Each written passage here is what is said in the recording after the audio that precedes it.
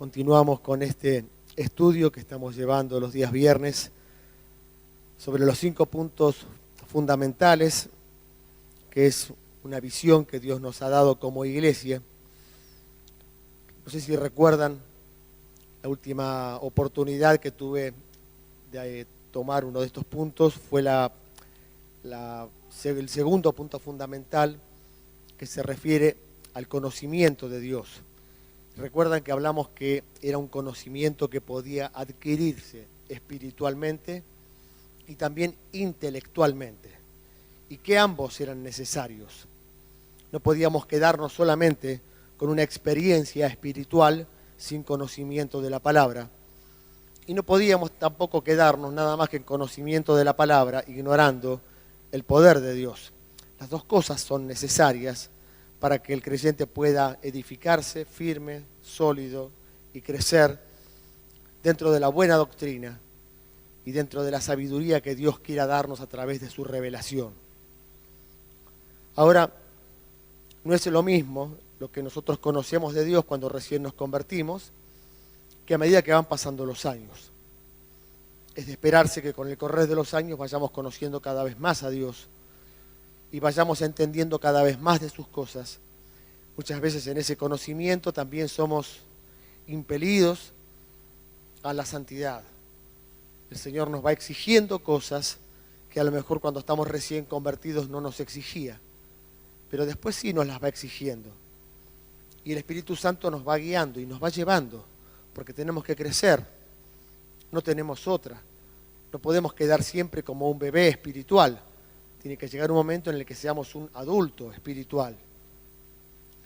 El apóstol Juan, en su primera carta, versículo 1 del capítulo 1, así que comienza la carta diciendo esto, dice: lo que era desde el principio, lo que hemos oído, lo que hemos visto con nuestros ojos, lo que hemos contemplado y palparon nuestras manos tocante al verbo de vida. Así que aquí encontramos varios verbos: el verbo oír, ver, contemplar y tocar. Evidentemente que el apóstol Juan esto lo logró hacer en forma literal. Fue el discípulo amado, el hombre que estuvo al lado del Señor, el que pudo recostar su cabeza en su pecho. Así que él tenía toda la autoridad para decir que oyó, vio, contempló y tocó. Pero en un sentido espiritual, esto también llega a nosotros. Y también nosotros el día que nos convertimos simplemente podríamos decir: oí, alguien me habló, entró por mi oído nada más. Y es por el primer lugar por donde entra la palabra, por nuestro oído. Pero una vez que la palabra ha entrado en nuestro oído, comenzamos a tener un conocimiento de Dios. Y hay un momento que en el sentido espiritual también lo podemos ver. Y muchas veces cantamos que estamos viendo al Señor, veo al Señor. Y esto no es una fantasía. Nuestro espíritu está percibiendo de una forma contundente la existencia de un ser real. A veces es un relámpago nada más, un flash. Nos parece que hasta fue un impacto de nuestra imaginación, algo que vimos, algo que pudimos percibir de Dios. Pero cuando nos vamos acostumbrando también nuestra vista espiritual a estos flashes, algún momento también podemos permanecer observando, y eso es contemplar. Hay oportunidades en las que podemos entrar en el lugar santísimo, entrar en la presencia de Dios, quedarnos contemplando esa presencia, contemplando su hermosura, su santidad. Y esto nos va hablando de un conocimiento más profundo. Cuando podemos contemplar es porque podemos dedicar tiempo a ver, no solamente un vistazo, es una contemplación. Y después, por fin, cuando podemos aún tocar, nos está hablando de una cercanía, y el Señor está tan cerca nuestro, que casi es inevitable que lo toquemos, porque Él nos toca a nosotros, estamos en Él mismo. El apóstol Juan lo pudo tocar y pudo recostar su cabeza nosotros también en un sentido espiritual lo podemos hacer. Cuando tenemos dificultades, o cuando tenemos problemas, o cuando estamos tristes, o cuando estamos contentos, podemos tocar al Señor y recostar nuestra cabeza en su pecho y sentir que Él nos guarda, que nos ama, que nos cubre, que nos protege. Es precioso poder ir conociendo a Dios cada vez más. En el caso de Juan, decíamos, ocurrió literalmente. Pero en nosotros también puede ser una experiencia que vaya fluyendo espiritualmente. Gracias. Día a día, a medida que va pasando el tiempo. Dentro de este punto, entramos en lo que son los estados de relación con Dios. Si usted quiere enterarse más de esto, profundizar más en esto, en el libro Congregados para darle gloria, que lo puede conseguir también en la librería de la iglesia, hay un capítulo para cada uno de estos ítems. Y Papi Pradas escribe en cada uno de esos capítulos, en estos estados de relación, lo que es la relación de hijos, la relación de discípulos, la relación de siervos, la relación de amigos y la relación de amados. 5 estados de relación que van progresivamente permitiéndonos conocer más y más al Señor. El primero de estos estados es el de hijos. Juan 1:12 dice: mas a todos los que le recibieron, a los que creen en su nombre, les dio potestad de ser hechos hijos de Dios, los cuales no son engendrados de sangre, ni de voluntad de carne, ni de voluntad de varón, sino de Dios. Así que si usted ha creído, Dios le da la potestad de ser llamado hijo de Dios. Y somos hijos de Dios de tal manera que somos engendrados, no por voluntad de sangre, ni de carne, ni de varón, sino engendrados de Dios mismo. No sé si recuerdan cuando en la última oportunidad hablamos de la imperdibilidad de la salvación. Hablábamos de que el que cree en Cristo ya tiene vida eterna, que no es que la vaya a tener en el futuro, sino que ya la tiene. Y también decíamos que el hijo siempre va a ser hijo.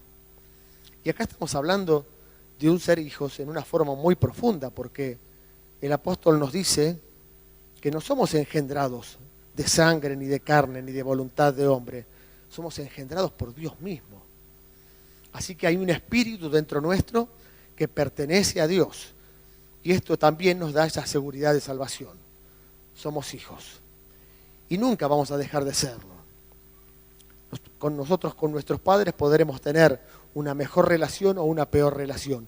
O a veces hasta una relación que se ha cortado, que siempre aguardamos que sea en esos casos por un tiempo breve. Pero nunca se va a dejar de ser hijo. Y con Dios nos pasa lo mismo. Si somos hijos, pues lo seremos para siempre. Somos hijos de Dios. Y también somos, de alguna manera, aquí en la tierra, hijos del que nos cría. No solamente del que nos ha criado desde que nacimos cuando éramos un bebé, que eso sería en la sangre y en la carne, sino también del que nos cría espiritualmente. El apóstol Pablo hablaba de sus hijos espirituales. Incluso en el caso de Onésimo dice: a quien he engendrado en mis prisiones. Así que el apóstol Pablo se sentía padre de esos hijos espirituales que estaban bajo su responsabilidad. Hijos espirituales del predicador o del pastor o del maestro. Y esto es algo que también es importante tener en cuenta. Dios también pone, como Padre bueno, también pone sobre la tierra padres que nos han guiado y que no nos han dejado morir de hambre, que nos han enseñado cuando éramos muy pequeños espiritualmente, cuando éramos un bebé, y que nos han cuidado. Muchas veces cuando estamos recién convertidos, mucho no podemos aprender. Más bien necesitamos ser cuidados. Cuando nosotros tenemos un bebé en brazos, ¿qué le podemos enseñar al bebé? No mucho. Pero nos contentamos y nos conformamos con cuidarlo, para que vaya creciendo, hasta que llegue el momento en el que pueda comenzar a ser enseñado y pueda comenzar a ser discipulado de alguna manera. Mientras tanto, no nos desesperemos por llenar de conocimientos al recién convertido, que tenga los conocimientos básicos necesarios para conocer a Dios para salvación. Y lo demás ya vendrá, ya irá aprendiendo, ya se irá enterando, ya comenzará a desarrollar un apetito espiritual y se le podrá dar toda la información que necesite. Pero en un principio tendrá que ser solamente cuidado, de la misma manera que fuimos cuidados también nosotros cuando éramos bebés espirituales. El padre, más que enseñarle al bebé, lo cuida. Así que este primer estado es el de hijos. Todos o comenzamos por este estado o no somos nada de Dios. Así que mejor que comencemos por ser hijos, que no dejaremos de serlo nunca. Pero si no somos hijos, no somos nada de Dios. No estamos convertidos. No hemos sido engendrados por Él. No hay nada de parte de Dios en nuestra vida y no somos creyentes y no pertenecemos al cuerpo de Cristo. Por lo tanto, esto es algo que tenemos que asegurarlo. Si alguien tiene algún tipo de duda, si es hijo de Dios o no lo es, pues entregue el corazón a Cristo otra vez. Dígale al Señor, acá estoy, quiero ser tu hijo, perdona mis pecados, entré en mi corazón, limpiame, lavame, purificame y engendrame otra vez en el Espíritu, porque necesito esa nueva vida que solamente Dios nos puede dar y nos puede infundir, ¿no? Permitir que nosotros funcionemos en la esfera espiritual de una manera completamente sobrenatural. Una vez que somos hijos, tenemos que comenzar a aprender para aumentar nuestra relación con Dios. En Marcos 4, 33 y 34, el Señor les declaraba todo a sus discípulos. De tal manera que decía la Escritura, con muchas parábolas como estas les hablaba la palabra conforme a lo que podían oír. Y sin parábolas no les hablaba, aunque a sus discípulos en particular les declaraba todo. Así que aquí encontramos los dos niveles, ¿no? Algunos que solamente podían oír algunas cosas y otras no podían oírlas ni las entendían. Pero ojo, a sus discípulos les hablaba particularmente y les declaraba todas las cosas. Así que ser discípulo del Señor es entrar en una proximidad con el Señor en el cual permitimos que ese gran maestro nos vaya enseñando cómo vivir, cómo funcionar, cómo aprender las Escrituras, cómo entender las cosas de Dios. Quizás sea un proceso que nos lleve gran parte de nuestra vida y no termine nunca, porque nunca vamos a dejar de aprender. Es tan rico, es tan enorme Dios, que nunca vamos a poder decir, bueno, yo ya llegué, ya lo sé todo. Jamás. Así que siempre estaremos aprendiendo. Así como nunca dejaremos de ser hijos, seguramente que tampoco nunca dejaremos de ser discípulos, porque siempre tendremos algo más que aprender. Ahora, si el hijo no va a la escuela, no deja de ser hijo, pero no será discípulo. Y hay hermanos que quizá se quedan en hijos porque no quieren ir a la escuela de Dios y permanecen nada más que en hijos. Es un nivel, y es un nivel glorioso, porque si no, la otra es no ser creyente y estar destinado a la perdición. Así que ya ser hijos es algo magnífico y precioso. Pero el Señor quiere que también seamos sus discípulos, porque quiere enseñarnos. Porque no quiere que perezcamos por falta de conocimiento. Quiere que tengamos todo el conocimiento. Pero nos pone condiciones. Lo mismo que un alumno va a la escuela y se le ponen condiciones. Tiene que llevar un uniforme, tiene que llevar un corte de pelo, tiene que llevar útiles, tiene que cumplir horarios, y muchas veces los chicos medio que se rebelan contra todas estas cosas, pero son absolutamente necesarias. En Lucas capítulo 14, versículo 26, el Señor empieza a poner condiciones para ser discípulos Y acá nos agarramos. Si alguno viene a mí y no aborrece a su padre y madre y mujer e hijos y hermanos y hermanas y aún también su propia vida, chao, no puede ser mi discípulo. Versículo 27. El que no lleva su cruz y viene en pos de mí, no puede ser mi discípulo. Versículo 33. Así pues, cualquiera de vosotros que no renuncia a todo lo que posee, no puede ser mi discípulo. Es brava esta escuela. No nos está hablando de un horario, ni de un uniforme, ni de un corte de pelo. Nos está hablando de un poner a Dios por arriba de todas las cosas. De renunciar a todo lo que haya que renunciar. De poner a Dios antes que a nuestros seres más queridos sobre esta tierra. Entiendo que cuando la Biblia habla de aborrecer, padre, madre y mujer, no está diciendo, lo odio. No, porque también nos habla de honrar al padre y madre, nos habla de amar a nuestras esposas. Pero hay un nivel de amor que solamente le corresponde a Dios. Y tenemos que poner eso en primer lugar. Si nosotros no vamos dejando todas estas cosas, incluso a nosotros mismos.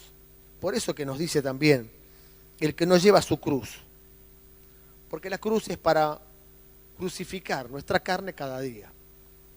Entonces Dios nos está diciendo, yo estoy por arriba de tus seres más queridos sobre la tierra, de tu esposa, de tu padre, de tu madre, de tus hijos. Yo estoy por arriba. Y estoy también por arriba de vos mismo. Porque hay algunos que a lo mejor podrían decir, bueno, si me resulta fácil poner arriba de mis seres más queridos a Dios. Y por ello le resulta difícil poner a Dios por arriba de sí mismo, porque tiene un ego de medio sobredimensionado. Y Dios nos pide que vayamos a la cruz. Finalmente, para que no nos quede ninguna duda, dice el que no renuncia a todo. A todo. Y renunciar a todo no es tan fácil.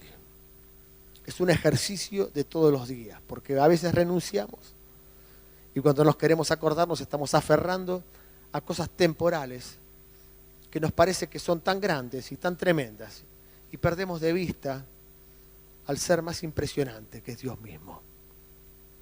En una oportunidad escuché a un predicador hablar de esto y decía que Dios lo había llamado y le hizo trazar una línea en el piso. Y Dios le dijo, bueno, empezá a pasar del otro lado de la línea todo lo que más quieras. Entonces este hombre dijo, bueno, yo amo mucho a mis hijos, pero te los paso del otro lado de la línea, Señor, te los doy. Amo a mi esposa, también la pongo del otro lado de la línea. Y el Señor seguía diciendo, ¿y qué más vas a pasar? Y bueno, dice, voy a pasar mi ministerio. Y se lo pasó del otro lado de la línea. ¿Y qué más? Y bueno, también te entrego mi profesión, porque este hombre era médico y lo pasó del otro lado de la línea. ¿Y qué más? ¿Y qué más tengo? No sé, pero falta. Así que pasó también todas sus propiedades materiales, su casa, su auto, todo lo que tenía, todo te lo doy, Señor, no tengo más nada. Y el Señor seguía esperando. Y cuando se dio cuenta que ya había pasado todo y el Señor seguía esperando, dijo, tengo que pasar yo del otro lado de la línea. Y también pasó del otro lado de la línea y se entregó al Señor. Y del otro lado de la línea estaba el Señor, su esposa, su mujer, sus hijos, su auto, su ministerio, su profesión, todo. Porque en realidad Dios no necesita nada de todo lo que nos pide. Lo que Dios nos pide es que nos pongamos en una posición tal que Él esté por arriba de todas las cosas y que le permitamos el control de todas las cosas. Que no seamos posesivos. Que Él tenga toda la posesión de todo. ¿Para qué queremos nosotros las posesiones? Si no nos podemos llevar nada. Si algún día tendremos que partir a su presencia y no habrá nada. Una vez dijeron de alguien que se había muerto, que era muy rico. Dijeron, ¿y cuánto dejó? Dijo, lo dejó todo. Dijo, no se pudo llevar nada. Y es así. Aún tendremos que dejarnos a nuestros seres más queridos. Así que mejor que todo lo tenga Dios. Que Dios no va a morir nunca, que es eterno. Que todo lo que esté en sus manos va a ser absolutamente perfecto. Así que dentro de estas condiciones, confiemos plenamente. No es cuestión de despreciar, ni de odiar, ni de dejar de amar. Es cuestión de poner a Dios por arriba de todas las cosas. También otro de los requisitos para ser discípulos aparece en Juan 8:31. Y el Señor en Juan 8:31 lo que nos dice: si vosotros permanecierais en mi palabra, seréis verdaderamente mis discípulos. Así que para ser un verdadero discípulo hay que permanecer en la palabra. Para permanecer en la palabra hay que conocerla. Así que ahí tenemos dos requerimientos: conocer y poner en práctica. Porque si conozco la palabra y no pongo en práctica, no permanezco en la palabra. Entonces, ¿qué clase de discípulo soy? Simplemente soy un oyente que entiende, pero no pone en práctica. Y eso de poco sirve. Es la palabra fría, sin vida espiritual, que no cambia nuestro corazón ni cambia nuestra vida. Pero si nosotros podemos realmente ser sus discípulos, vamos a poner en práctica la palabra, permaneciendo en la palabra. El Señor tenía discípulos viviendo con Él. Hizo un discipulado personal con los que estaban con Él. Eligió a 12, pero había más discípulos. No eran solamente los 12. En Juan 6:66, miren qué lindo número, 6:66, el número de hombre, encontramos justamente un fracaso humano. Unos hombres que dijeron: ¿qué palabra dura es esta? Dice que muchos de sus discípulos pegaron la vuelta y se fueron. Y el Señor agarró a los 12 y les dijo: ¿ustedes también se quieren ir? Y Pedro dijo: no, Señor, ¿a quién vamos a ir? Si solo tú tienes palabra de vida eterna. Así que no había solo 12. Había también un grupo más amplio de discípulos, pero nosotros tenemos un grupo muy selecto que son el de los 12. Y dentro de los 12 todavía había un grupito más selecto que eran los 3, Pedro, Jacobo y Juan, que vivieron algunas de las experiencias más impresionantes. Pero lo cierto es que ese discipulado de Cristo era un discipulado colectivo, era un discipulado a un grupo. Muy rara vez encontramos apartando a ese grupito de los 13 y llevándolos al monte de la transfiguración o a una resurrección. Son cosas muy esporádicas. Lo normal era que fuera el grupo de los 12 y de vaya a saber cuántos más que los rodeaban. Y el Señor discipula a cada uno en particular y discipula a la iglesia colectivamente. Usted está dentro del cuerpo, yo estoy dentro del cuerpo.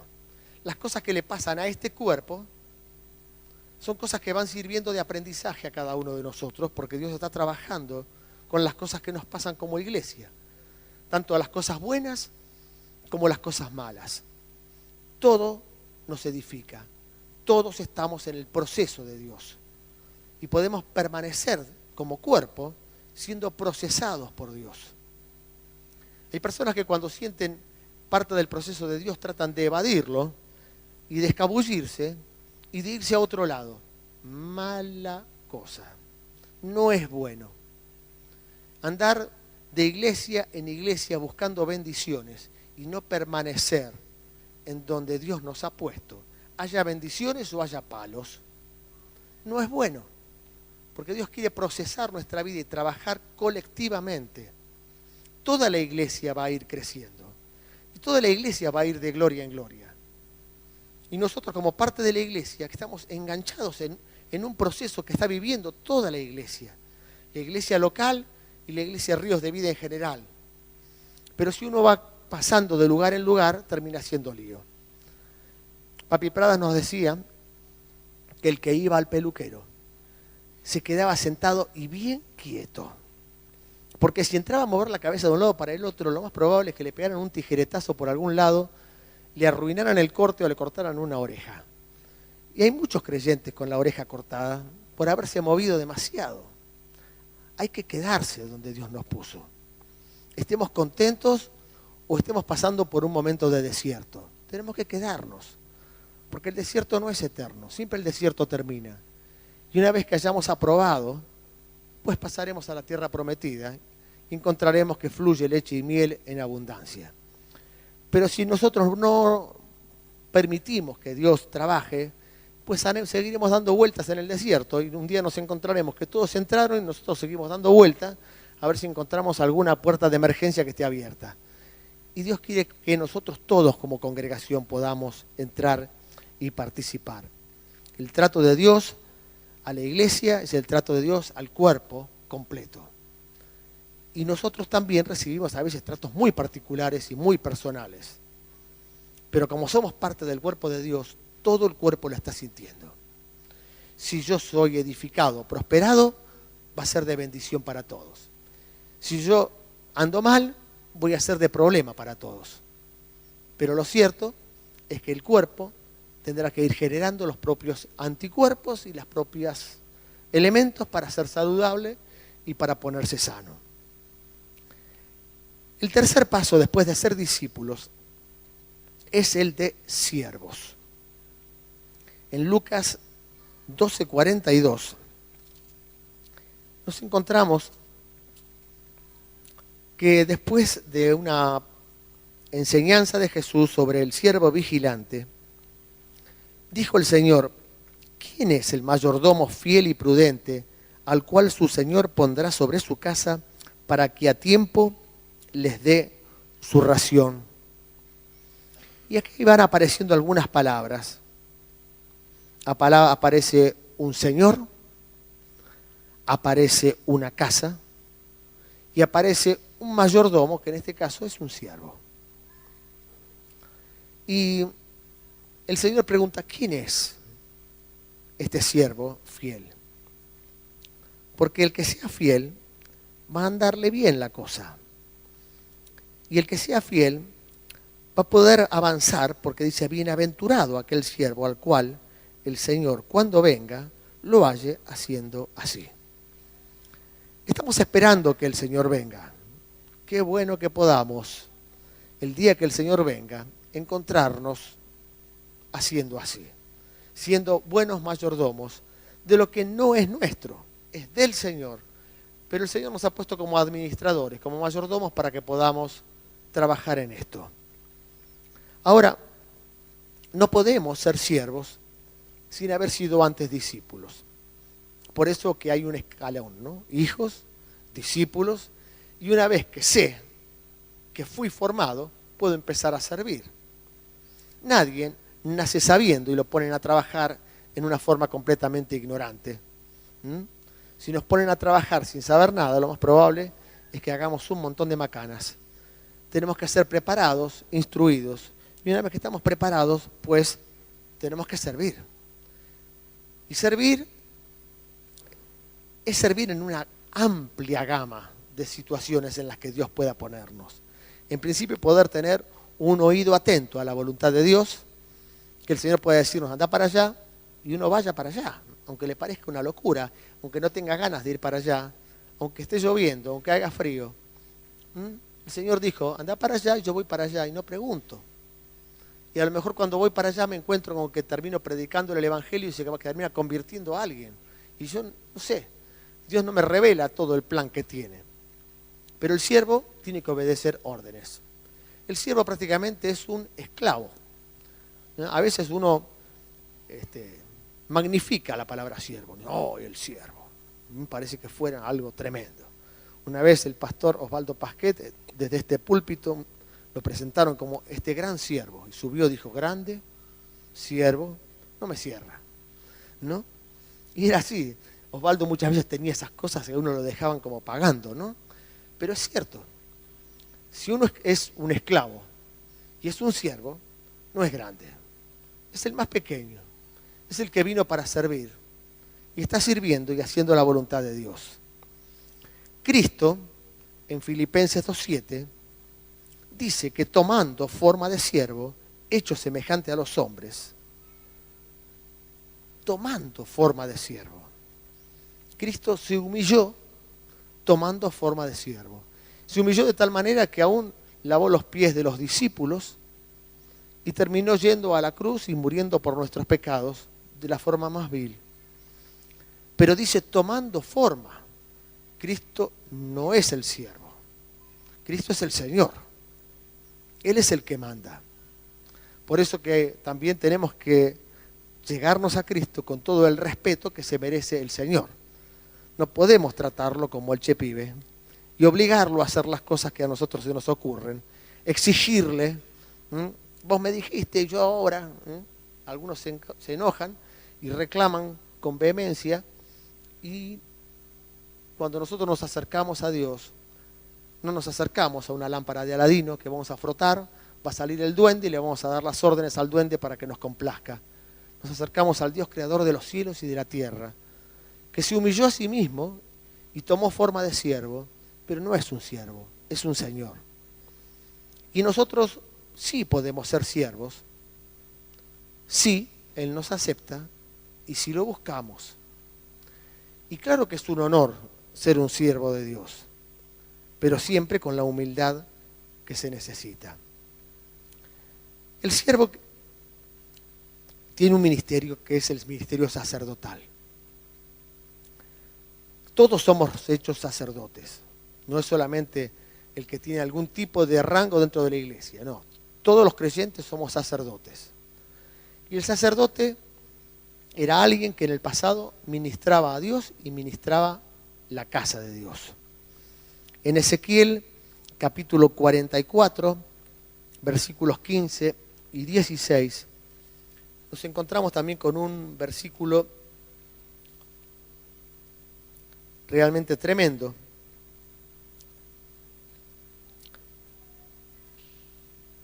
Dice: mas los sacerdotes levitas, hijos de Sadoc, que guardaron el ordenamiento del santuario cuando los hijos de Israel se apartaron de mí, ellos se acercarán para ministrar ante mí, y delante de mí estarán para ofrecerme la grosura y la sangre, dice Jehová el Señor. Ellos entrarán en mi santuario y se acercarán a mi mesa, ¿para qué?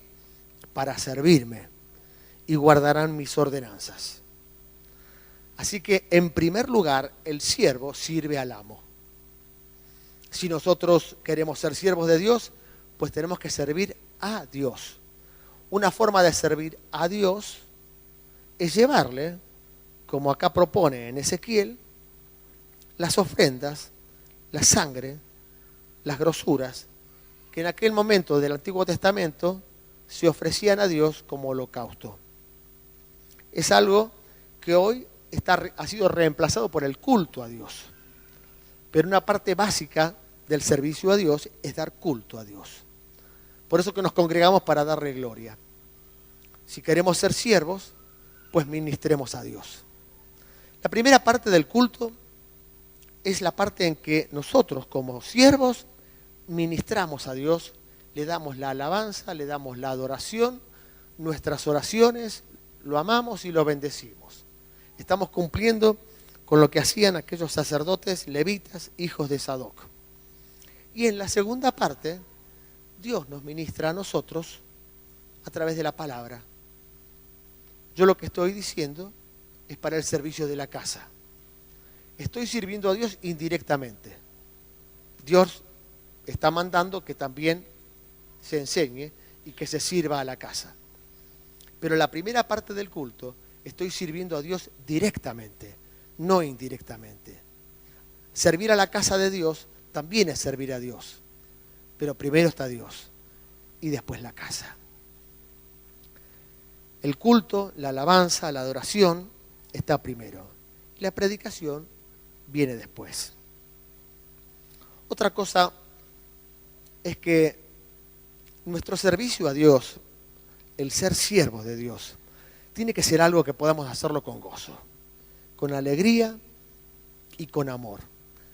Hay algunos que sirven en un trabajo o en alguna actividad anhelando que llegue el fin de semana para salir como un cohete. O anhelando el día de que se jubile y no tenga que servir más. O anhelando el día que pueda liberarse de esa carga que le han impuesto. Hermanos, el servicio a Dios no tiene jubilación, ni tiene vacaciones. Es algo que es de por vida hasta que nos muramos. Y después de que nos muramos, seguimos. Así que es para siempre. Estaremos sirviendo a Dios por toda la eternidad. Así que mejor que vayamos haciéndonos a la idea de que este servicio lo tenemos que hacer con toda la alegría y con todo el amor. En Éxodo capítulo 25, es un capítulo que habla de los esclavos. Y es interesante lo que ocurre con aquellos esclavos que muchas veces habían perdido su libertad por deudas, vaya a saber por cuántas cosas. Pero llegaba un momento en el que podían ser liberados y se les permitía irse. Pero en el capítulo 21 de Éxodo, versículos 5 y 6, dice: y si el siervo dijere, yo amo a mi señor, a mi mujer y a mis hijos, no saldré libre. Entonces su amo lo llevará ante los jueces y le harán estar junto a la puerta o al poste, y su amo le horadará la oreja con lesna y será su siervo para siempre. No es nada grato, ¿no?, que a uno lo pongan contra un poste y le hagan un agujero en la oreja. Pero sin embargo, es el caso del siervo que por amor a su amo quiere seguir siendo siervo. Y Dios quiere que en este sentido espiritual nosotros permitamos que se horade nuestra oreja y que podamos ser siervos para siempre. Que podamos tener libertad, la tenemos. Pero qué lindo que nosotros no la tomemos esa libertad. Que podamos ser siervos para siempre. Siervos por amor. Una vez que hemos llegado a este nivel de siervos, no se acabó nuestra relación con Dios. Hay una relación todavía más profunda, otro paso más allá, que es el de ser amigos de Dios. Y esto parece que ya a uno le queda grande, ¿no? Amigo de Dios. Sin embargo, Juan 15, 14, el Señor Jesús dice: vosotros sois mis amigos si hacéis lo que yo mando. Esto como casi que nos dan ganas de decirlo cada uno de nosotros, ¿no? Decirle al que está al lado: vos sos mi amigo si hacés lo que te digo. Pero en este caso no estaría tan bien. Pero en el caso de Dios, Él tiene toda la autoridad para hacerlo. Porque es Dios. Porque nada de lo que diga va a ser absurdo, injusto, perjudicial. Va a ser todo perfecto lo que Él diga. Entonces mejor hacerle caso y poder acceder a ese lugar de privilegio que es el de ser amigos de Dios. Cuando accedemos a ese lugar de ser amigos de Dios, en Juan 15, 15, dice: ya no os llamaré siervos, porque el siervo no sabe lo que hace su Señor, pero os he llamado amigos, porque todas las cosas que he oído de mi Padre os las he dado a conocer. Hace un rato hablábamos de que si uno quiere ser siervo, el Señor dice: anda para allá, y no nos va a decir anda para allá porque mirá, ya te vas a encontrar con una persona con la cual quiero que vos hables y le vas a decir. No, nos dice anda para allá. Pero en el nivel de amigos, el Señor ya trae una revelación mucho más profunda de todo lo que va a hacer. Y ojalá que todos podamos llegar a este nivel, ¿no? Yo siento que no he llegado. Que hay un montón de cosas que no sé qué es lo que Dios va a hacer.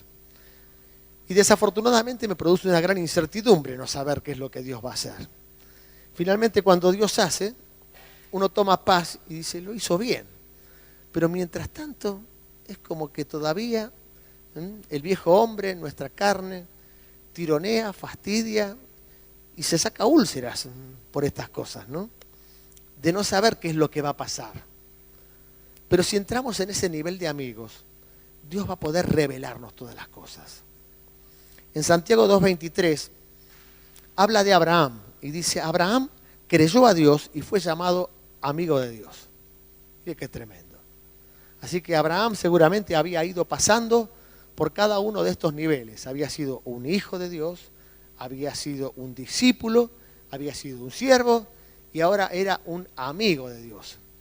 Y mire, si era amigo de Dios, que Dios no hacía nada sin decirle a Abraham lo que iba a hacer.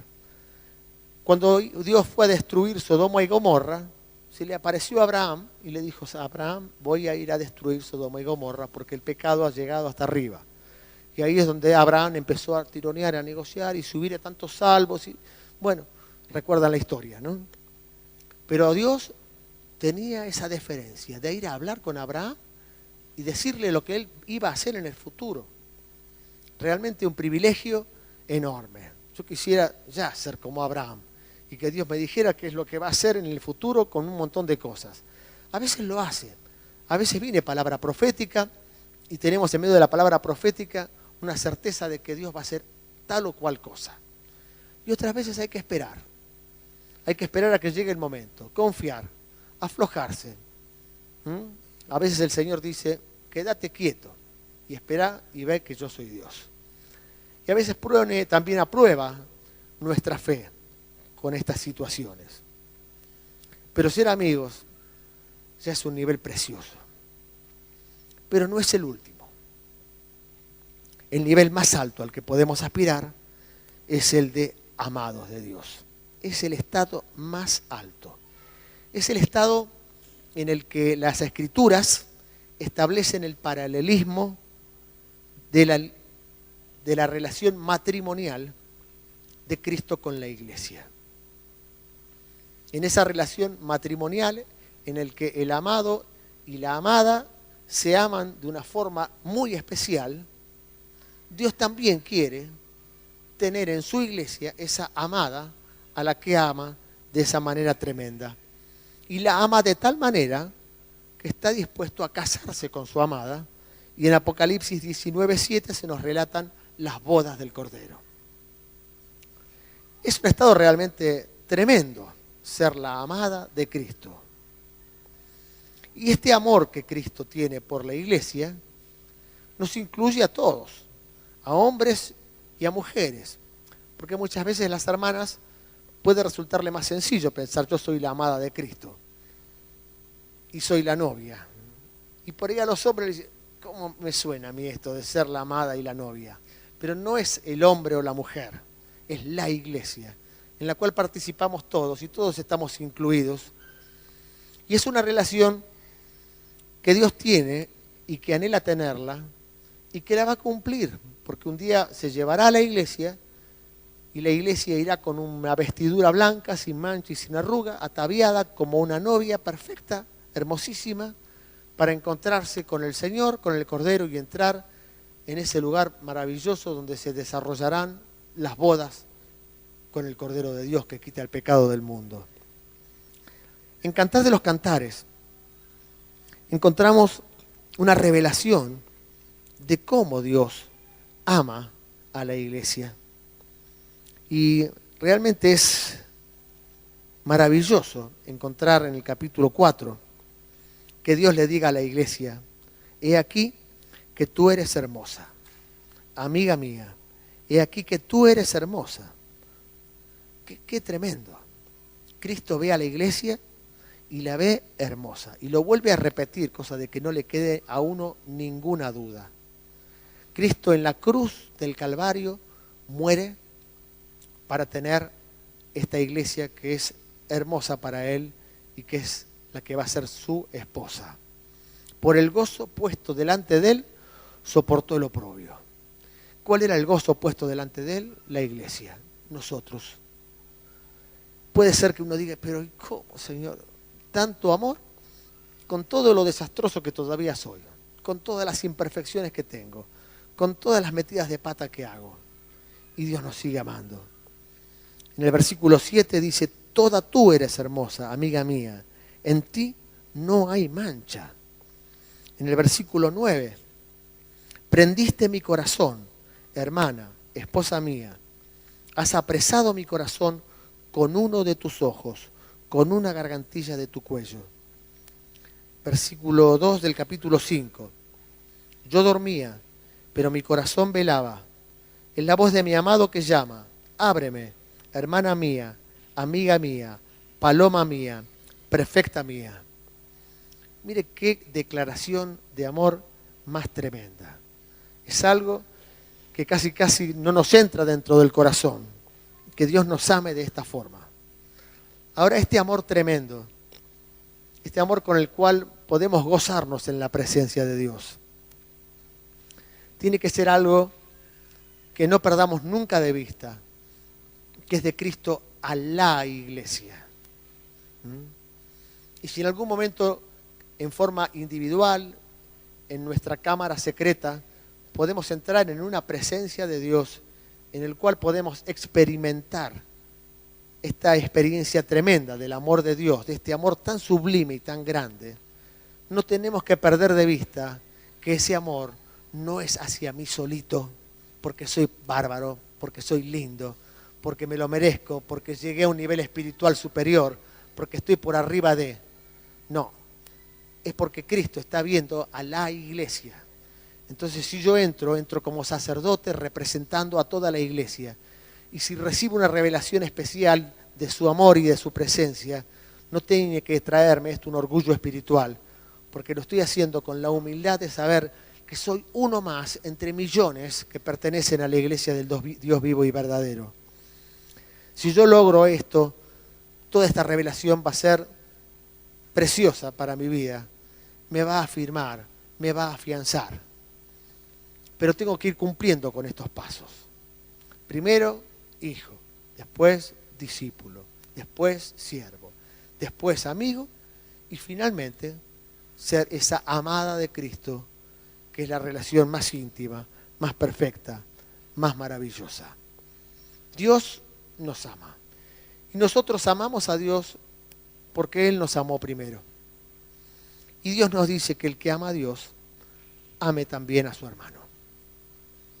Seguramente que Dios se goza cuando uno ama al que Él ama.